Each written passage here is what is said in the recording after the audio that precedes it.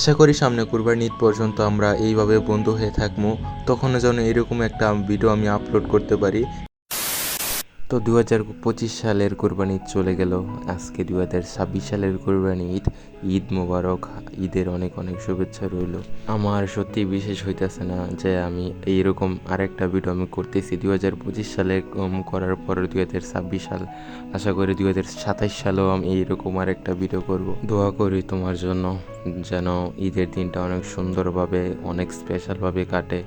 ঈদের চাঁদের থেকেও বেশি ঝলমল করে যেন তোমার মুখের হাসিটা। মন থেকে অনেক অনেক দোয়া করি যেন তোমার প্রতিটা স্বপ্ন যেন আল্লাহ পাক পূরণ করে, আর তোমাকে যেন সবসময় সুস্থ রাখে। আমি তোমার মতন কাউকে পেয়ে সত্যিই অনেক অনেক খুশি। এইভাবে সবসময় আমার পাশে থেকো আর আমার খেয়াল রেখো।